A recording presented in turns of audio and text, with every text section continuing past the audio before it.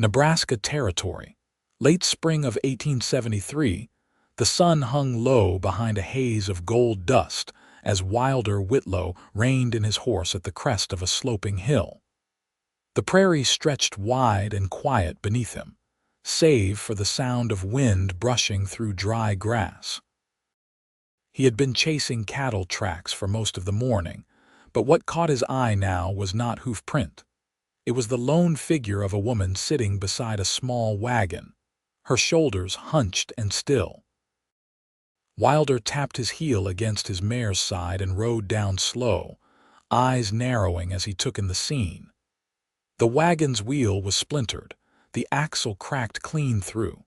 No mule in sight, and the woman, she wore a dark blue calico dress dusty at the hem, her head bowed beneath a bonnet. She looked like she had not moved in hours. When he dismounted, his boots made no sound in the grass. He left his hat on out of habit, tipping it just a bit as he stopped a few feet from her. "Ma'am." His voice was quiet but clear. "You all right?" She lifted her head. Her eyes were red, her cheeks streaked with dried tears. She looked younger than he had expected, maybe mid-20s, but there was something in her face that made her seem older. Worn, carried too much, too long. "No," she said, her voice rough. "I am not." He did not leave. Instead, he sat down beside her, just far enough not to startle her. "I can fix that wheel," he said after a moment, nodding toward the wagon. "But you look like you got something heavier broke than timber." She blinked hard. "You always this forward with strangers. Only the ones who look like they could use someone sittin' beside them." She gave a short, humorless breath, not quite a laugh, then silence again. He waited. "I lost them," she whispered finally. "Both of them." He turned slightly to face her. "Who? My children?" Her hands trembled in her lap. "Briar and Bo. A trader passed me 2 days ago, said he saw 2 children with a man heading east, said they matched the description I gave. I have been chasing that lead ever since." Then the wheel gave out. And now her voice cracked and she covered her mouth. Wilder's jaw tightened. "Somebody took them." "Yes. My husband died last winter, pneumonia. We were staying at Fort Kearney. I had no family left and I was trying to get to Lincoln where a friend said she could help. But 3 weeks ago I stopped for water near the Little Blue River. I left the children asleep in the wagon. When I came back, they were gone. A man's tracks led away east." She looked at him then, really looked. "You think I am mad?" "No, ma'am." He shook his head. "I think you are a mother." She nodded stiffly, tears slipping again. "My name's Wilder Whitlow," he said gently. "I do not have much, but I know these plains. I can help you get that wagon fixed, and I will help you find your children, if you will let me." She hesitated, then lifted her hand slowly. "Edda Talbert." Wilder took her hand, held it steady. "All right, Edda, we will find them, I swear it." She nodded again, slower this time. And for the first time in days her shoulders relaxed just a little. He stood and walked to the broken axle. Looked over the damage. "I can get that spliced enough to last a few towns east. There's a blacksmith I know in Hebron. Good man." "I do not have money for repairs," she said quietly. "I did not ask for money." She watched him work, pulling spare timber from his saddlebag, cutting and binding with practiced movements. He worked with focus, but not silence. He asked about her children, not too much, just enough to know them. "Briar is 7, she said, forehead creasing. "Bo is 5. Briar is clever, too clever for her own good. Bo is quieter, he gets scared when Briar is not near. They sound like strong little ones." "They are." She swallowed hard. "They have to be." When the wheel was patched enough to roll, Wilder helped her gather what she had left. Most of her supplies had run dry. He loaded them onto his horse and tied the reins to the back of the wagon. "You ride up there with me," he said. "You need the rest. I can walk. I know you can, but you do not have to." She looked at him, searching his face. Then she nodded again and climbed up beside him. They rode through the fading light in silence, broken only by the soft creak of wood and the steady step of hooves. The prairie curled gold around them, and though the land was still hard and wide, something in Edda's chest felt less hollow. Wilder did not ask anything more. He just sat beside her, one hand loosely holding the reins, the other resting near hers on the bench. She did not move away. That night, they made camp beneath a cottonwood grove. He lit a small fire and she shared what little she had left: some dried apples, a few slices of hard bread. "You do not know me," she said as they sat close to the fire. "I could be anyone. You are a mother with 2 lost children. That is enough." She looked down, lips trembling. "I have not slept more than a few hours at a time in weeks." "Sleep," he said gently. "I will keep watch. You do not have to. I want to." Her eyes met his again. After a pause, she nodded. She lay down near the fire, her head resting on a rolled blanket, the stars wheeling above. Wilder sat beside her, quiet and steady, his rifle across his knees. And in the stillness, something shifted, not loud or sudden. Just a quiet kind of hope, growing between them like a wildflower pushing through hard, packed earth. He watched her sleep. And for the first time in years, he felt like he had a reason to stay. By dawn, the fire had burned down to ember glow. Wilder stood a few paces from the cottonwood grove, one hand resting lightly on his mare's saddle horn as he watched the pale light stretch long across the prairie. The wagon's patched wheel had held through the night. He could still hear Edda's breath behind him, slow and even. She hadn't stirred once.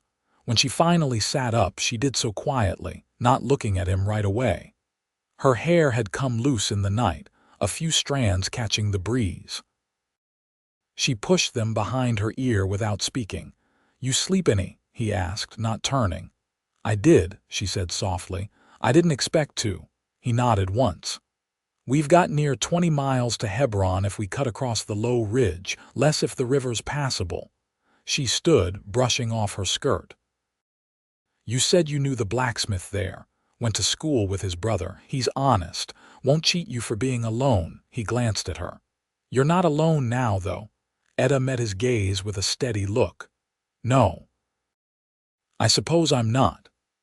They rode without hurry, the wagon creaking behind them as the grasslands gave way to a patchwork of wild wheat and scattered cottonwoods. The air was warm already, the sun rising clean and hard. After some miles, she spoke without prompting. "You ever been married?" He kept his eyes forward. "No, why not?" He paused, then shrugged. "Never stayed long enough anywhere to give a woman reason to wait." Edda watched the horizon. "That's not the same as not wanting it." "No, it's not." They rode on. Somewhere in the distance, a hawk cried once, then vanished into the blue. "Briar used to say her father would come back in the spring," Edda said after a while. "She thought the snow kept him away. I let her believe it. Children hold onto what keeps the dark out." "I did too," she admitted. Until the thaw came and he still wasn't there. Wilder didn't answer. There were no words for that kind of winter. By midday, the prairie rose into low hills, broken with sage and rabbit brush. Wilder dismounted to walk beside the wagon, reins in hand, his boots stirring dust with each step. "You ever lose someone?" she asked, her voice quieter now. "My brother," he said after a long silence. "Drowned in the Red Willow Creek when we were boys. I pulled him out, but I was too late." She looked down at her hands. "I'm sorry." He nodded once, his eyes on the trail. "I don't talk about him much." "Why tell me?" He looked at her. "Because you carry sorrow like it's yours alone, but there's folks who know the weight." A silence passed, but it wasn't heavy, just honest. When they reached the ridge, Wilder led them down slow, the wagon rattling over uneven stones. At the bottom, they stopped to rest near a shallow stream. He crouched beside the water, cupping it into his hands, then offered her the canteen. She took it, drank, and leaned back against a smooth boulder. "You think we'll find them?" she asked, not pleading, just asking plain. "I think we've got more trail ahead, and I think you're stronger than most folks would have been, alone this long." "That's not an answer." He met her eyes. "It's the truth I've got." She didn't look away. "That'll do." She stood and walked to the wagon to sort what little remained of her supplies. Wilder watched her move, deliberate, unhurried, like someone who'd never been allowed to waste motion. "Edda," he said, not loud. She turned. "I'll ride ahead into Hebron once we're near. Talk to the sheriff. See if anyone's come through with children. You'll stay back out of sight in case the man's still there." He nodded. "All right," she said. No fear in her voice, just resolve.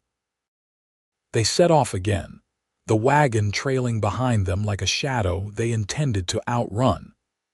As the sun dipped westward, the land began to show signs of settlement fence posts, smoke in the distance, the faint sound of a hammer striking iron. Before they crested the last hill, Wilder reined in his horse. "Wait here, I won't be long." Edda stepped down from the wagon, dust settling around her skirts. "If something's wrong, don't go in alone." He gave her a look that didn't quite smile. "I won't." She watched him ride off toward the town, his figure growing smaller against the pale sky. When he disappeared into the trees, she looked down at her hands, then at the horizon. For the first time in weeks, she wasn't waiting in fear. She was waiting with hope. The wind shifted as Wilder rode into Hebron. It brought the scent of forge smoke and horse sweat, the kind of smell that lingered in a town raised by labor. He kept to the side streets, passing a few scattered wagons and a boy sweeping dust from a storefront. The sheriff's office sat between the livery and a dry goods store, its siding sun faded and chipped. Wilder tied off his mare and stepped inside. The air was close, heavy with tobacco and the faint iron tang of old blood. Behind a desk littered with ledgers sat a narrow-shouldered man with a silver ring around each temple. He looked up when the door creaked. "Well, I'll be," he said, leaning back. "Wilder Whitlow, thought you'd tucked yourself in the ground by now." "Still above it," Wilder replied. "You're still wearing the badge, Levy. Hard to find a soul fool enough to take it from me." Levy set down his pencil. "What brings you in?" "I'm looking for 2 children. A girl and a boy, both light-haired, around 7 and 5. Came through with a man traveling east, maybe on foot, maybe by wagon. You seen or heard anything?" Levy rubbed the edge of his jaw. "Saw a fella pass through last week. Didn't have kids with him, but he was carrying a girl's shawl. Looked too small for any woman." "Where'd he go?" "Asked about lodging east of here. Might have headed toward Fairbury. There's an old sod house out that way some folks use when the road's too long. I didn't think much of him at the time. Rough around the eyes." "Didn't give his name." Wilder's hand tightened against his thigh. "You see what he was driven?" "Had a mule, no wagon, just a pack saddle and bedroll, didn't talk much." Wilder nodded once. "Thanks, Levy. You in trouble?" "Not yet." He stepped back out into the light, dust lifting around his boots. He mounted and rode slow past the smithy where a boy worked the bellows and a man hammered steel into curve. Wilder caught his eye. "Tom." The blacksmith looked up, wiping his brow. "Wilder, been a while. I've got a wagon out west a ways, needs a full axle soon as the wheel gives. Woman and her children are with it." Tom narrowed his eyes. "You bringin' her in tomorrow if it holds." "I'll set time aside." Wilder tipped his hat. "Obliged." He rode back as shadows stretched long across the ridgeline. When he crested the hill, Edda stood beside the wagon, her hands folded beneath her shawl. Her eyes met his before he spoke. "Fairbury," he said. "Man passed through with a child's shawl." "Might be him." "Did he have them?" "No one saw the children, but it's the first real trail." She nodded once, her mouth a tight line. "Then we go." They made camp again that night in the shelter of a low bluff, the fire kept small against the wind. She sat across from him, knees drawn in, her fingers working the edge of her sleeve. Neither spoke until the sky turned deep with stars. "You ever think about settling?" she asked. He looked over the flames at her. "Sometimes." "What stops you? Didn't used to think I had anything to offer." Then I stopped thinking altogether. She considered that. Offering something's not the same as being needed. "No, but I reckon both matter." She picked up a twig and turned it in her fingers. "My daughter used to tie grasses into little rings, said she was making wedding bands for her dolls. I told her love didn't need a ring to be real, but truth is, I only said it 'cause I couldn't afford one." Wilder leaned forward, elbows on his knees. "You think she remembers that?" Edda's gaze dropped to the fire. "I hope not." The wind stirred the flames sideways a moment, then died again. He let the quiet stretch before speaking. "When we find them," he said, "I'd like to stay on, help you get settled, whatever that looks like." She didn't answer at first. "Then you do that." "I would." She looked at him fully, and the fire caught the edge of her face just enough to show the shine in her eyes. "I wasn't sure I'd trust anyone again, not fully. You ain't got to yet." His voice was even. "But I'll be here when you do."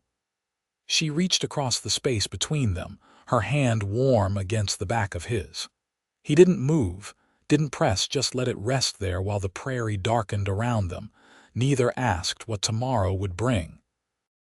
They already knew what waited: a road, a trail, a chance. But for now there was the fire. There was her hand. There was the quiet, steady knowing of two people beginning to belong. The morning broke pale and cold, dew clinging to the grass like breath held too long.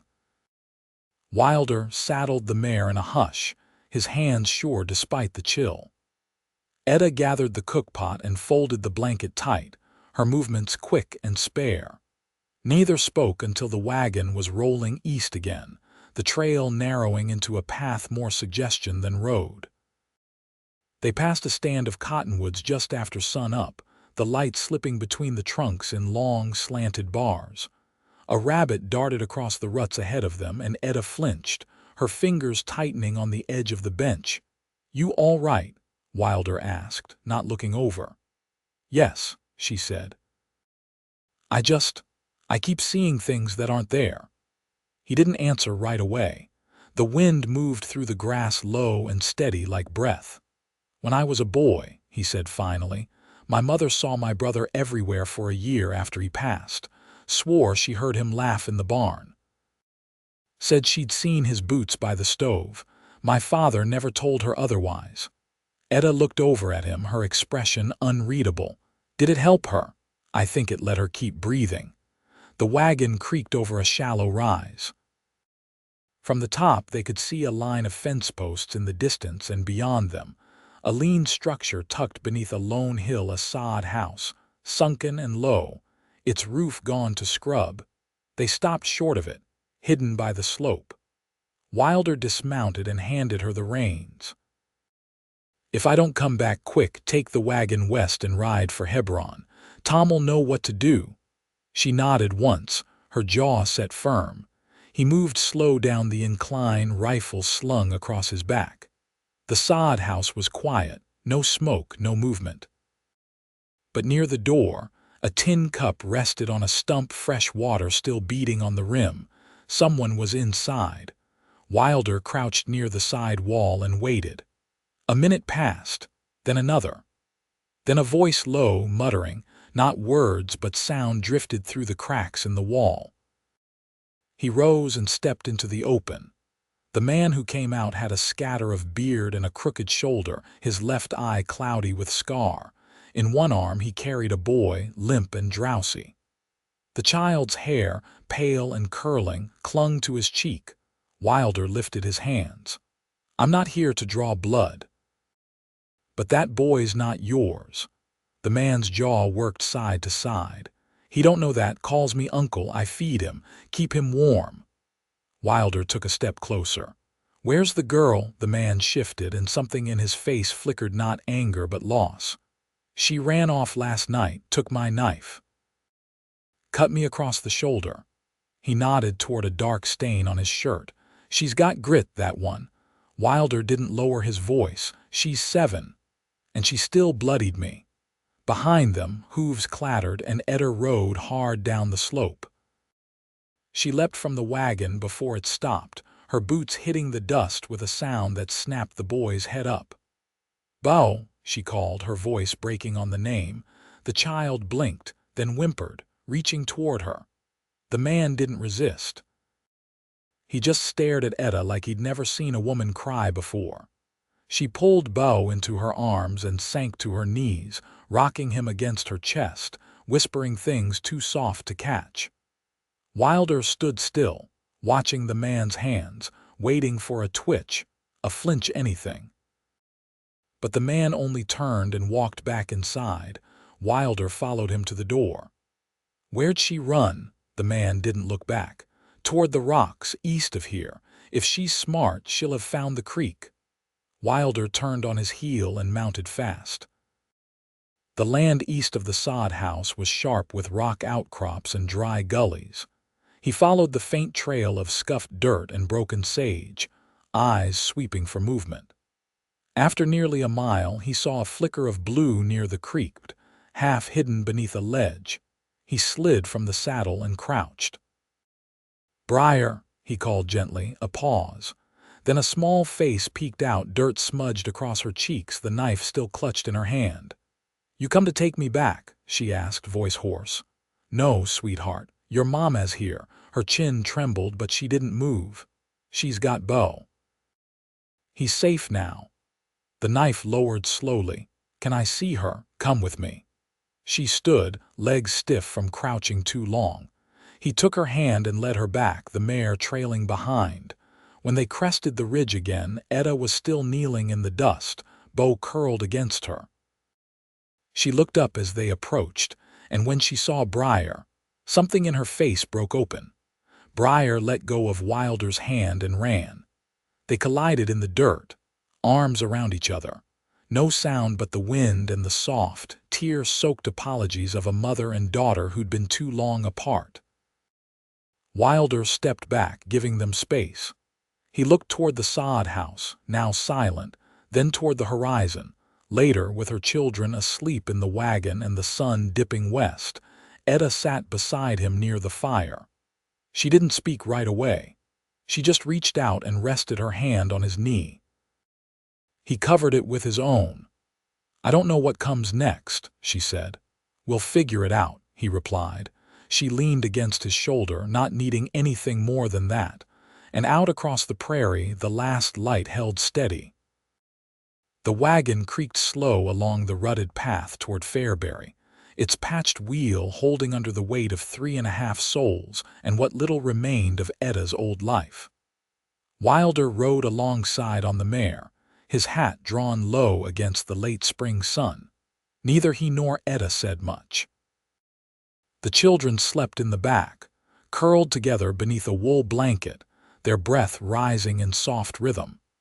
Edda kept her eyes ahead, one hand resting on the reins, the other brushing the edge of the seat where Wilder's hand occasionally drifted close. She didn't pull away. They'd left the sod house behind before dawn, not wanting to wait for questions from strangers.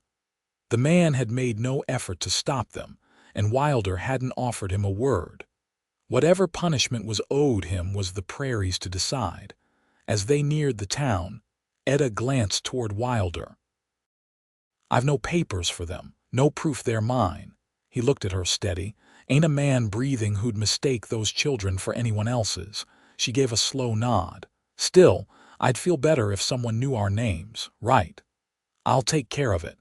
They arrived in Fairbury by late afternoon. It was a smaller place than Hebron, ringed with wheat stubble and low homes built from timber hauled in from the river. A woman with a flour-dusted apron waved from a porch as they passed, and a dog barked once before bounding off behind a fence.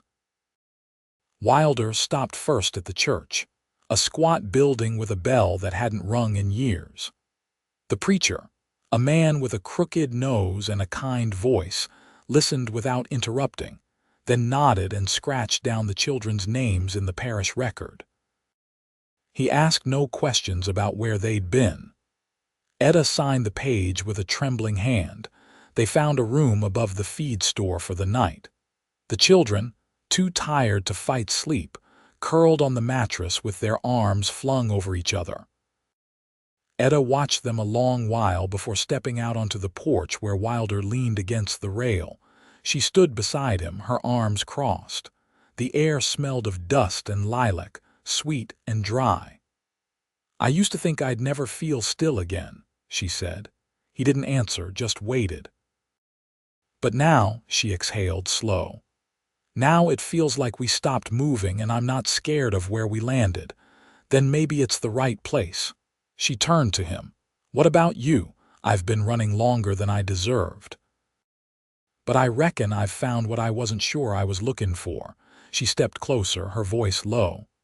"And what's that?" He looked at her then, really looked, his eyes soft in the fading light. "A reason to stay." She didn't ask for proof. She didn't need it. Instead, she leaned in and kissed him, a slow, certain thing, like a promise made in silence. He touched her cheek, calloused fingers soft against her skin, and kissed her back. It wasn't urgent. It was sure. When they pulled apart, she didn't step away. "I never thought I'd feel something that didn't come with fear tied to it. You don't have to anymore." They spent the evening on the porch, not speaking much, just sitting close, watching the stars blink into place. The next morning, Edda walked with Wilder to the smithy. Tom had arrived early, already heating the forge. He nodded when he saw them and got to work replacing the axle. Prairie sat on the ground nearby, drawing in the dirt with a stick, while Bo leaned against Wilder's knee, thumb in his mouth. "You ever think about settling here?" Edda asked, arms folded as she watched the work. "Could make sense," Wilder said. "Land's good, folks seem decent.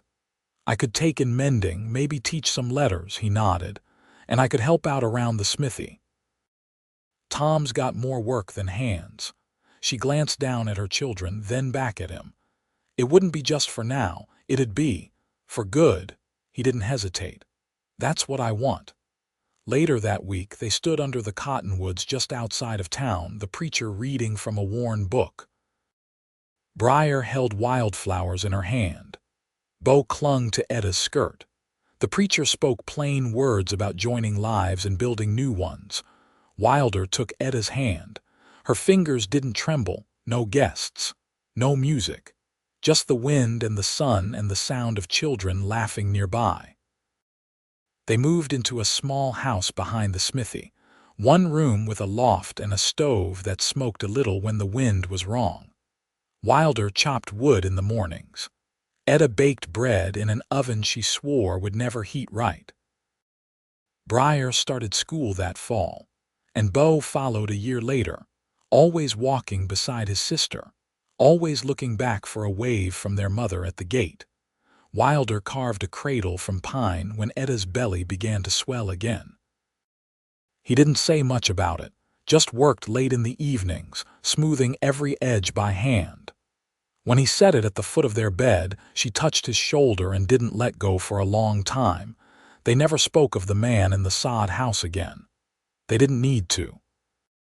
The life they built was not grand, but it was steady.